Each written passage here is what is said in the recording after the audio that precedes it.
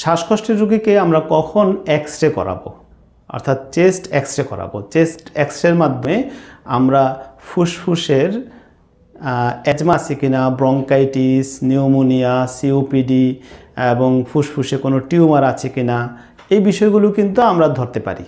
এটা এক্স-রের মাধ্যমে ধরতে পারি, আবার সিটি স্ক্যানের মাধ্যমেও ধরতে পারি। তো এক্স-রে এবং সিটি স্ক্যানের মধ্যে পার্থক্য কী?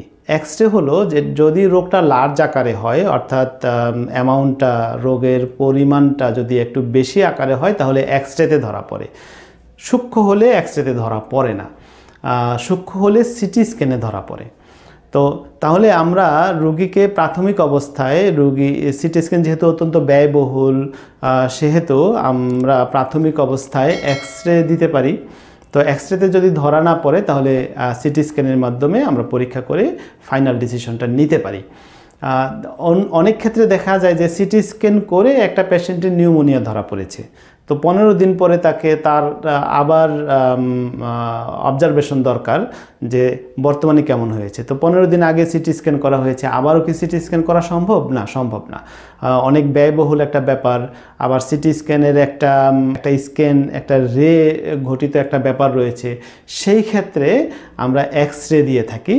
তো এক্স-রে দিলে পরবর্তী রিভিউটা আমরা পেয়ে থাকি যে আগে কেমন ছিল, বর্তমানে এক্স-রের মাধ্যমে সেটা দেখা যাচ্ছে কিনা। অর্থাৎ সিটি স্ক্যান এবং এক্স-রে এটা একটা আরেকটার পরিপূরক। বা এক্স-রেটা আমরা প্রাথমিক অবস্থায় দেই, সূক্ষ্মভাবে আরও ডিটেল জানার জন্য সিটি স্ক্যান দেই। সিটি স্ক্যান দেওয়ার পরে এটাকে রিভিউর জন্য অনেক সময় আবার আমরা সিটি স্ক্যান না দিয়ে এক্স-রে দেই। তো শ্বাসকষ্টের রোগীদের এরকম 7 প্রকার টেস্ট প্রধানত করাতে হয়। অবস্থা বুঝে 7টা সব টেস্টই যে করাতে হবে তা না, অর্থাৎ অবস্থা বুঝে 7 প্রকার টেস্ট আমরা সাধারণত প্রথম অবস্থায় ভেবে থাকি। তো এই সবগুলো বিষয়ে ধারাবাহিকভাবে আপনাদের নিকট উপস্থাপন করব।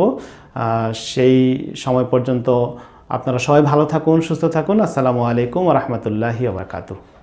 শ্বাসকষ্টের সাইড ইফেক্ট ফ্রি ও সমন্বিত চিকিৎসা এই একটি বইয়ে পাবেন অ্যালোপ্যাথি, হোমিওপ্যাথি, ইউনানি, কসমেটিক ও ঘরোয়া চিকিৎসা সহ ভেষজ পানীয়, অ্যারোমা থেরাপি, হিজামা থেরাপি সম্পর্কিত বিস্তারিত তথ্য।